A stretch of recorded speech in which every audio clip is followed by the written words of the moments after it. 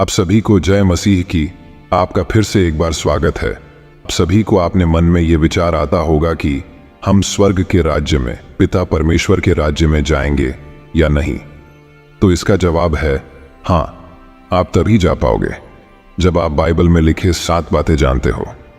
तो आपने अभी तक हमारे चैनल को सब्सक्राइब नहीं किया है तो चैनल को सब्सक्राइब करें और ये वीडियो बिना स्किप किए आखिर तक जरूर देखें। कई सारे लोग स्वर्ग में और नरक में विश्वास रखते हैं और कई सारे लोग यह विश्वास करते हैं कि वो मरने के बाद स्वर्ग में ही जाएंगे, क्योंकि वो मानते हैं कि वे एक अच्छे इंसान हैं, उन्होंने कुछ गलत काम नहीं किया है, कुछ पाप नहीं किया है। लेकिन ये आपका विश्वास, आपकी सोच गलत है, क्योंकि प्रभु यीशु उनके वचनों द्वारा हमसे कहते हैं कि ऐसा एक भी मनुष्य नहीं है जिसने पाप ना किया हो। यहाँ पर हर एक मनुष्य पापी है।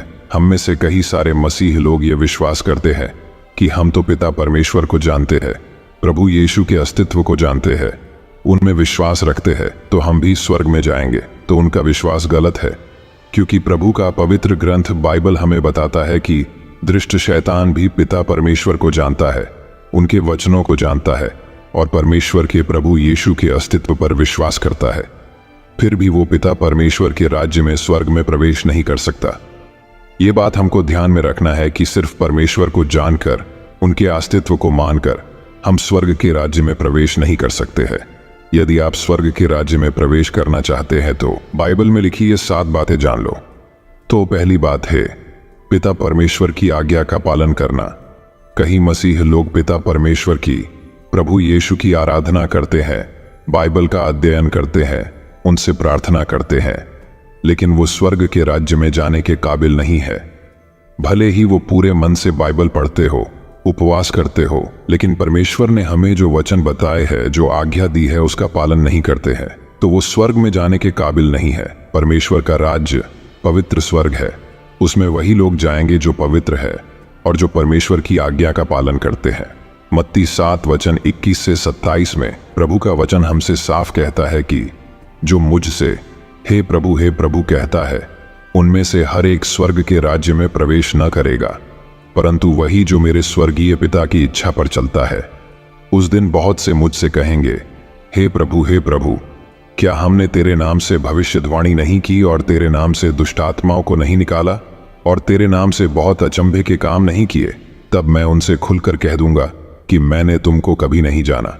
हे कुकर्म करने वालों, मेरे पास से चले जाओ। इसलिए जो कोई मेरी ये बातें सुनकर उन्हें मानता है, वह उस बुद्धिमान मनुष्य की नाई ठहरेगा जिसने अपना घर चट्टान पर बनाया और मेघ बरसा और बाढ़ें आईं और आंधियां चलीं और उस घर पर टक्करें लगीं, परंतु वह नहीं गिरा, क्योंकि उसकी नींव चट्टान पर डाली गई थी। परंतु जो कोई मेरी ये बातें सुनता है और उन पर नहीं चलता, वह उस निवृद्धि मनुष्य की नाई ठहरेगा जिसने अपना घर बालू पर बनाया और मेघ बरसा और बाढ़ें आईं और आंधियां चलीं और उस घर पर टक्करें लगीं और वह गिरकर सत्यानाश हो गया। तो मेरे प्रियजनों, जिस तरह आप प्रभु यीशु के ऊपर, उनके वचनों के ऊपर विश्वास रखते हो, बाइबल पढ़ते हो, उसी तरह से उनके वचनों का, उनकी आज्ञा का पालन करना है, तभी हम स्वर्ग के राज्य में जा पाएंगे। दूसरी बात है पाप से दूर रहना। पाप का मतलब है पिता परमेश्वर की व्यवस्था के विरुद्ध गुनाह करना। दुनिया में कई सारे पाप है, उनमें से मुख्य पाप है काम वासना, जीव हत्या, चोरी करना, हिंसा करना और कई सारे पाप है। लेकिन प्रभु हमें पाप से दूर रहने की आज्ञा देते हैं। यूहन्ना 8 वचन 34 और 35 में प्रभु यीशु ने हमें बताया है कि मैं तुमसे सच सच कहता हूं कि जो कोई पाप करता है वह पाप का दास है। दास सदा घर में नहीं रहता, पुत्र सदा रहता है। इस वचन में यह साफ लिखा है कि जो लोग पापी हैं, जानबूझकर पाप करते हैं, वे पिता परमेश्वर के पवित्र राज्य में नहीं जा सकते। उनके राज्य में पापी लोगों का कोई स्थान नहीं है। इसीलिए हमको पाप नहीं करना है। यदि हमसे न जाने कोई पाप हुआ है तो हमें उन पापों की कबूली देनी है। हमें पिता परमेश्वर के सामने हमारे पापों की क्षमा मांगनी है। यदि हम अपने पापों को मान लेते हैं और कबूल करते हैं कि हम पापी हैं, तो पिता परमेश्वर हमारे पापों को क्षमा जरूर करेंगे, क्योंकि प्रभु यीशु मत्ती 18 वचन 22 में कहते हैं कि मैं तेरे पापों को सिर्फ 7 बार नहीं वरन 7 बार के 70 गुने तक माफ करूंगा। लेकिन तू अपना पाप कबूल करे, तो हमें हमारे पाप कबूल करके पापों से दूर रहना है, तभी हम पिता परमेश्वर के राज्य में जा पाएंगे। तीसरी बात है मूर्ति पूजन। प्रभु ने हमें दी हुई आज्ञा में से एक है, परमेश्वर के अलावा किसी और की पूजा मत करो, अन्य देवताओं की, मूर्तियों की पूजा मत करो। 1 कुरिन्थियों 6:9 में प्रभु का वचन हमसे कहता है कि अन्यायी मूर्ति पूजा करने वाले लोग परमेश्वर के राज्य के वारिस नहीं होंगे। तो मेरे प्रियजनों, मूर्ति पूजा से दूर रहो। बाइबल में हमें कई सारे वचनों में यह साफ लिखा है कि मूर्ति पूजन जीवित परमेश्वर के खिलाफ है, और यह बात जानकर भी जो लोग मूर्ति पूजन करते हैं वो परमेश्वर के राज्य में जाने के काबिल नहीं है। तो हमें मूर्ति पूजा छोड़कर जीवित पिता परमेश्वर पर विश्वास रखना है, हम स्वर्ग के राज्य में जरूर जाएंगे। चौथी बात है बालक के समान बनना। मत्ती 18:3 में प्रभु का वचन हमसे कहता है कि और कहा, मैं तुमसे सच कहता हूं, यदि तुम न फिरो और बालकों के समान न बनो तो स्वर्ग के राज्य में प्रवेश करने नहीं पाओगे। इस वचन में यह साफ लिखा है कि जब तक तुम खुद को बदलकर बालकों की तरह पवित्र नहीं बनोगे, तब तक तुम स्वर्ग के राज्य में प्रवेश नहीं कर सकते। हमें हमारा मन छोटे बच्चे की तरह पवित्र करना है। हमारे मन में कोई भी पाप नहीं होना चाहिए। छोटा बच्चा कोई समस्या आने के बाद जैसे अपने माता पिता के पास जाता है, उसी तरह से हमें भी कोई कठिनाई समस्या आने के बाद हमें पिता परमेश्वर के पास जाना है, ना कि किसी इंसान के पास। तभी हम स्वर्ग में जा पाएंगे। 5वीं बात है धन का लालच नहीं करना। मत्ती 19:23 और 24 में लिखा है कि तब यीशु ने अपने चेलों से कहा, मैं तुमसे सच कहता हूं कि धनवान का स्वर्ग के राज्य में प्रवेश करना कठिन है। फिर तुमसे कहता हूं कि परमेश्वर के राज्य में धनवान के प्रवेश करने से ऊंट का सुई के नाके में से निकल जाना सहज है। इस वचन के द्वारा हमें साफ पता चलता है कि जो लोग धन का लालच करते हैं, जो धन के पीछे भाग रहे हैं, उनको स्वर्ग के राज्य में प्रवेश नहीं मिलेगा।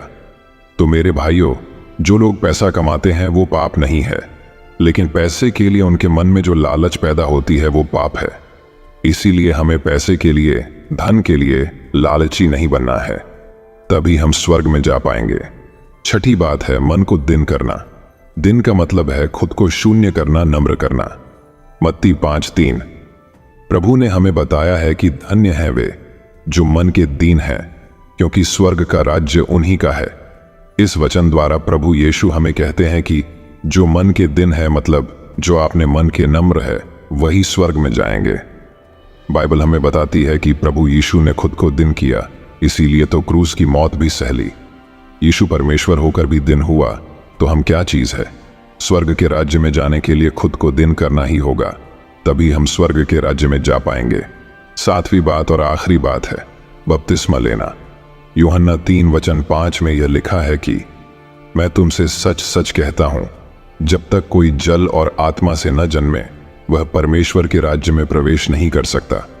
इस वचन के द्वारा प्रभु यीशु हमसे कहते हैं, जो कोई जल और आत्मा से न जन्मे, इसका मतलब है जो बपतिस्मा लेकर अपने पापों को धोकर नया जन्म नहीं लेगा, तब तक वह स्वर्ग के राज्य में प्रवेश नहीं कर सकता।